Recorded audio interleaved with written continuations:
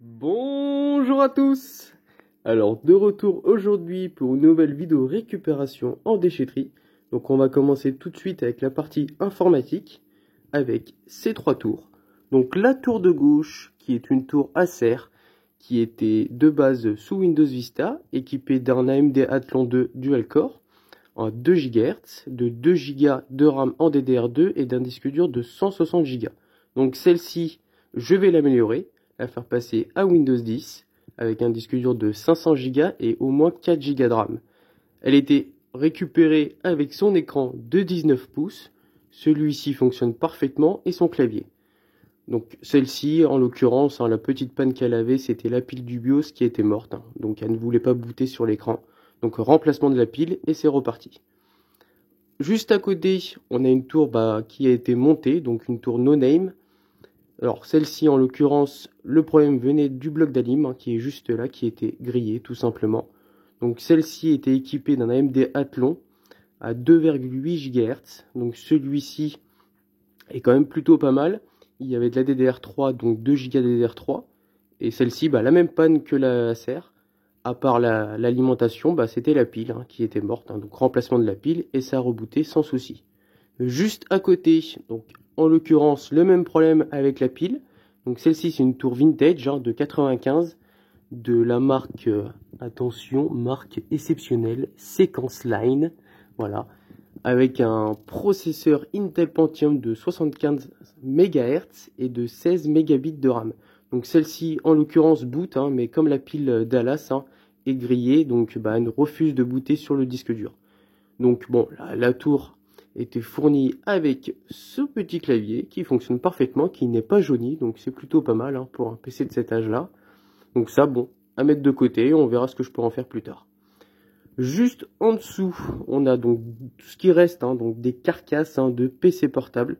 Donc on a celui-ci qui est de chez Fujitsu Siemens, donc, qui démarre, qui fonctionne, qui est sous Windows XP, qui a 384 mégabits de RAM, attention, et un disque dur de un peu plus de 10 Go. Donc voilà, bon, pas exceptionnel, mais bon, il boot toujours. Juste en dessous, on a un PC beaucoup plus récent, de chez HP, enfin ce qu'il en reste.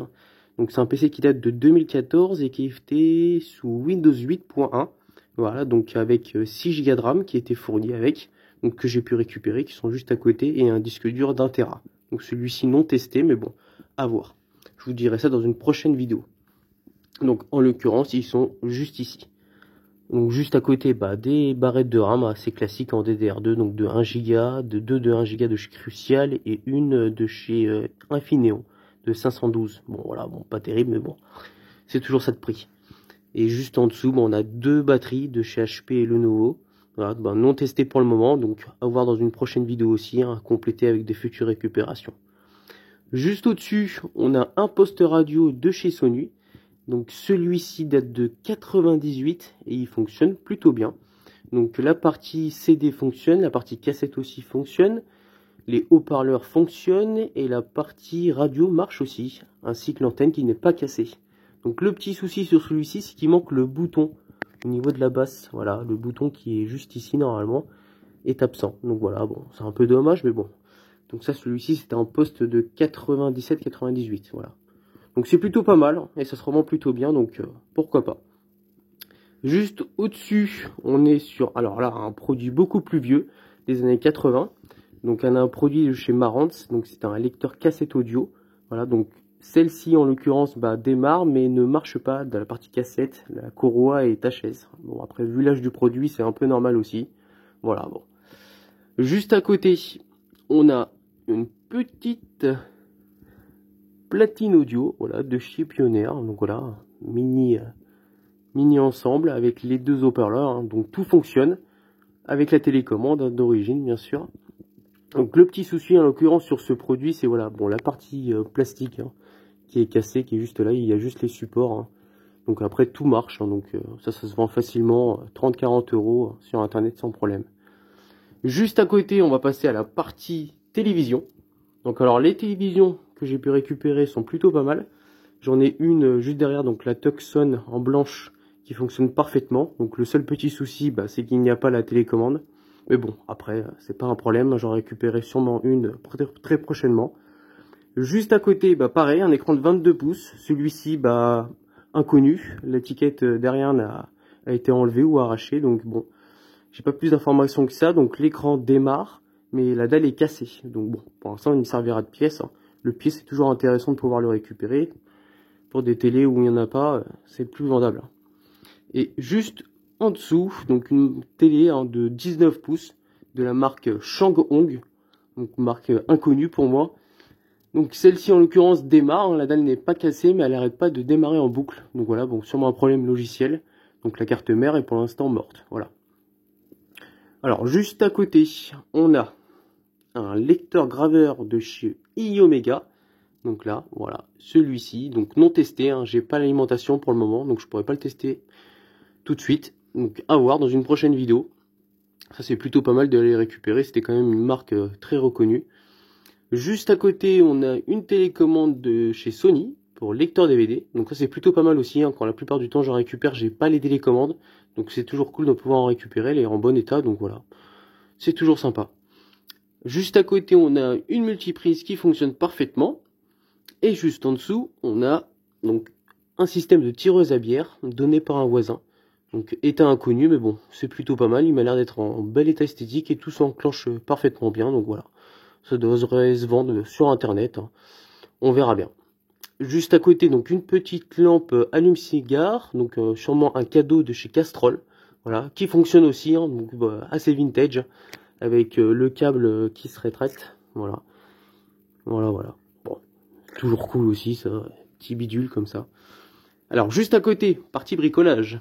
Alors on a une visseuse dévisseuse des années 90 de la marque Rhino. Donc celle-ci, la batterie est morte, donc je ne pourrais pas le tester plus que ça. Bon, c'était les vieilles piles au nickel là. Donc bon, pour l'instant non testable. Pareil pour la perceuse qui est juste ici, encore une marque chelou, Pittsburgh, voilà.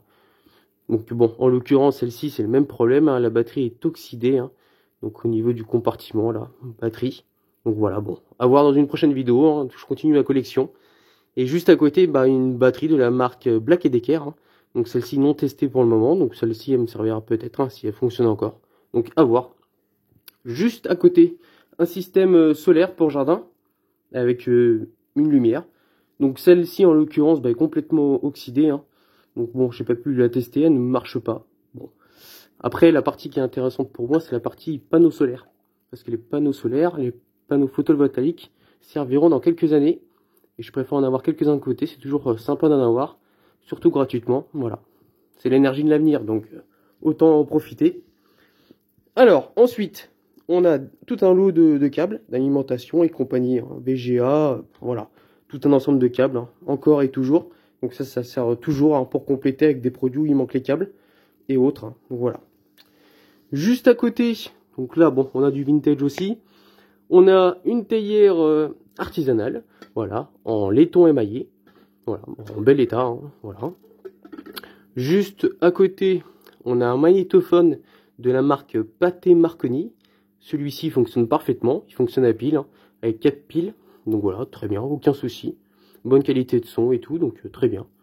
Et juste en dessous, celui-ci par contre ne marche pas. Donc on a un téléphone portable de la marque Ericsson de 97. Donc celui-ci, la batterie est complètement oxydée. Bon, c'est un peu dommage, c'est aussi une batterie au nickel. Donc voilà, comme les perceuses précédemment. Et avec sa sacoche d'origine, donc c'est plutôt pas mal. Et pour finir, on arrive sur la partie de la semaine dernière. Donc alors, en l'occurrence, on avait le taille E que j'ai entièrement restauré.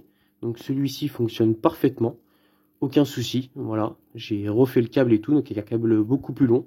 Ça sera toujours ça de plus pratique. Comme c'est toujours vendu avec des câbles qui font à peine 30 cm, donc c'est toujours pas mal. Voilà, donc la lame est en bel état, comme vous pouvez le voir. Et voilà, bonne puissance de découpe et tout, donc très bien. Et pour finir, voilà ce que j'ai pu compléter en déchetterie. Donc la semaine dernière, j'avais récupéré le Polaroid qui est juste là. Et j'ai pu récupérer le système flash d'origine qui allait avec. Donc de la marque Polaroid. Voilà. Plutôt pas mal du tout, franchement. Je suis content. Là, j'ai tout l'ensemble. Surtout que c'était vendu séparément à l'époque, donc c'est plutôt pas mal. Donc il fonctionne à pile. J'ai pas pu le tester pour l'instant, mais bon. C'est toujours ça de prix. Hein. Bon alors, plutôt pas mal, hein.